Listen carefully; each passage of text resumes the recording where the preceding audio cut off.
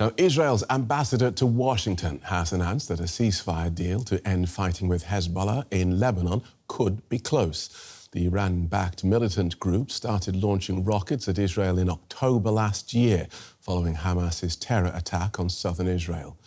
Beirut has taken heavy fire this morning. Now, these recently released images show explosions in the south of the city. Fighting escalated into all-out war in September, with the Israeli military conducting a massive campaign of airstrikes against Hezbollah in Lebanon, as well as a ground incursion. Now the parties appear to be on the verge of an agreement to end the conflict, with the Israeli Security Cabinet meeting later to vote on the ceasefire deal.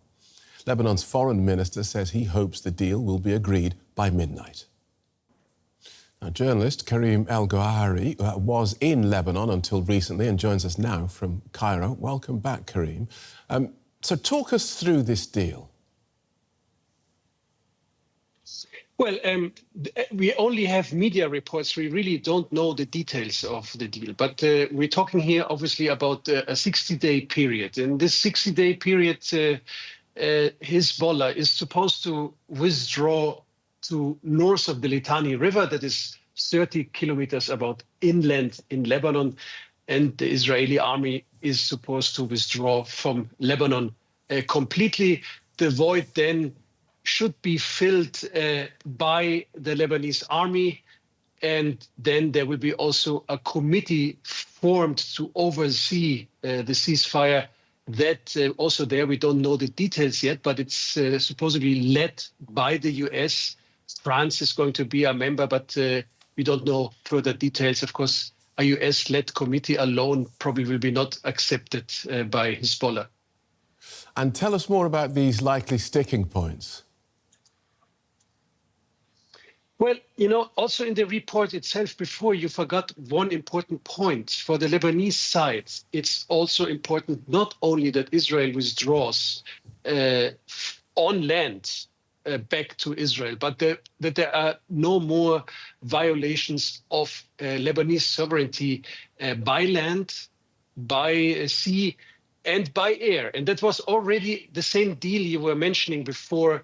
The UN resolution 1701 had two sides. It had the sides of Hezbollah withdrawing behind the Litani River, and it had the other side that there was supposed to be no more Israeli incursions, especially by air. We all know how this deal ended. Hezbollah stayed in the south, and we had 10,000s of Israeli violations of the Israeli sovereignty. So that is going to be certainly one of the sticking points.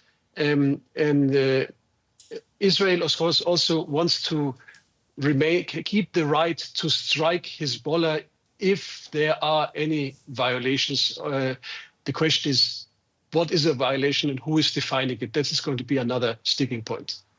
And of course, Hezbollah not at the table, and Israel says its beef is with Hezbollah and not with Lebanon. So how do you do a deal to stop Hezbollah firing at your country without Hezbollah being there?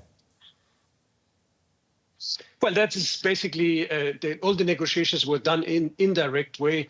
The Americans were leading these negotiations. Israelis talked to the Americans talked to the Lebanese government, and the Lebanese government then talked to Hezbollah. So that is how the deal was negotiated.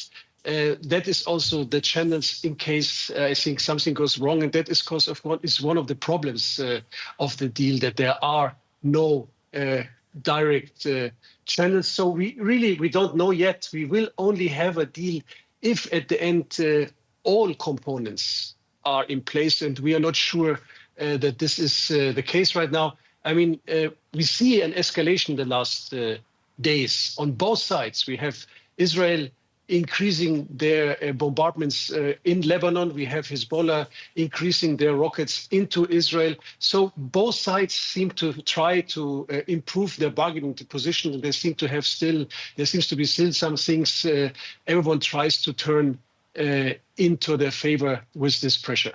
OK. Doubtless we will speak again before the day is done. For now, though, journalist Karim El-Gawhary, thank you so much. You're welcome. Well, for analysis, I spoke to Makram Rabah, who is an assistant professor of history at the American University of Beirut. Let's take a listen. Well, the idea that the ceasefire will actually materialize is actually a fact. However, one has to read between the lines.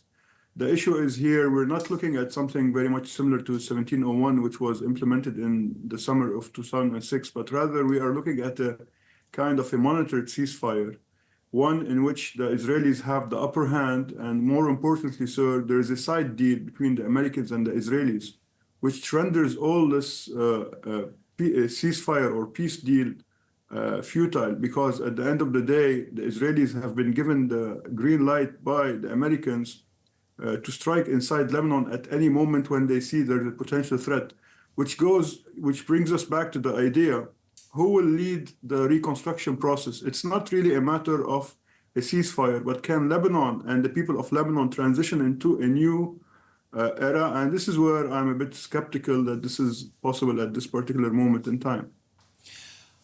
So Israel wants to see Hezbollah disarmed and away from the border, and we've so far heard little from Hezbollah leaders. But do you believe that this is something that Hezbollah would accept? Well, one has to remind himself there's nothing called Hezbollah on its own. Hezbollah is part and parcel of the Iranian Revolutionary Guard. And this is not an accusation, this is a statement by the late Hassan Nasrallah. And thus I believe now that Iran wishes to actually be on the good side of President Trump. And in fact, I think that Hezbollah has no way out of this other than the ceasefire. Its total leadership have been assassinated. Its military infrastructure have been destroyed. And at this particular moment in time, there's a problem that the Lebanese do not understand, that the Israelis will not disarm Hezbollah. The Israelis don't want a potential threat on their border. And this is why they only care about the south of the Litani area.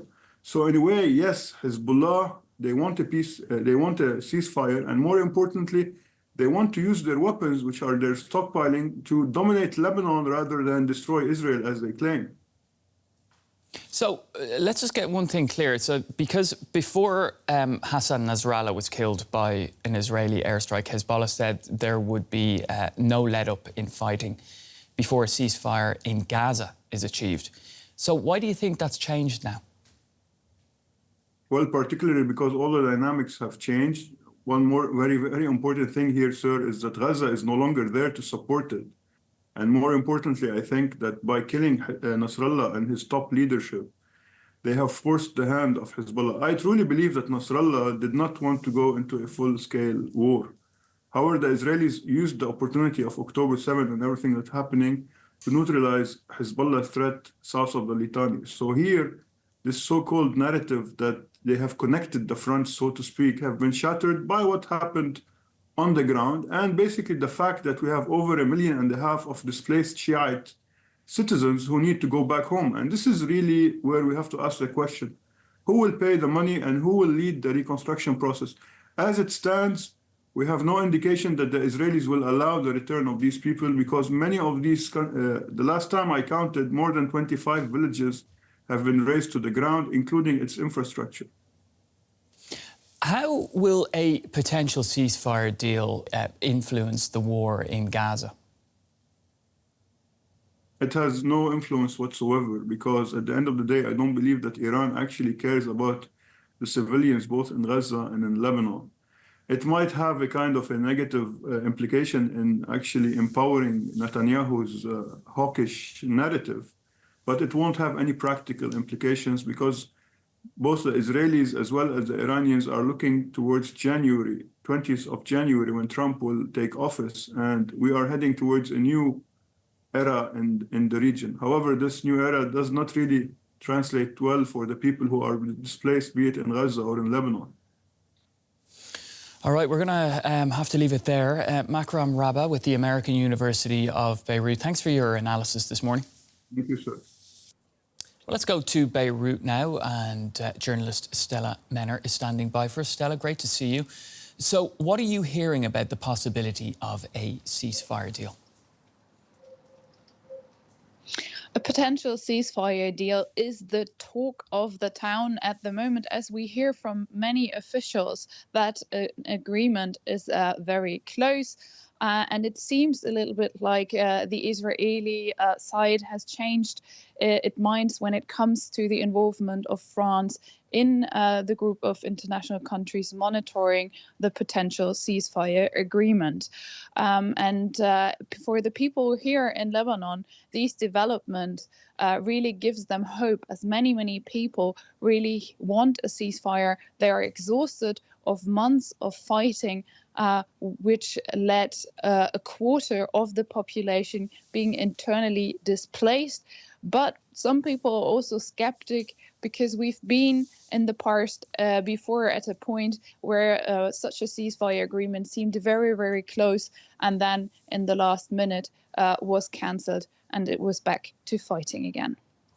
Well, Stella, you just mentioned the fighting there, and you've mentioned the fact that people are tired, of course, of the situation there in Lebanon. And there has been no let-up in the bombardment and fighting. So tell us, what's life like there at the moment? Yes, indeed, the fighting hasn't stopped.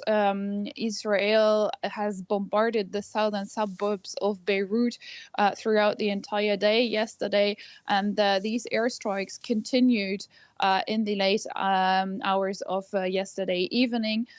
Israel also attacked other parts of Beirut. It bombed a building in a residential area called Tayuna, which is more located in the city center, or closer to the city center than the suburbs.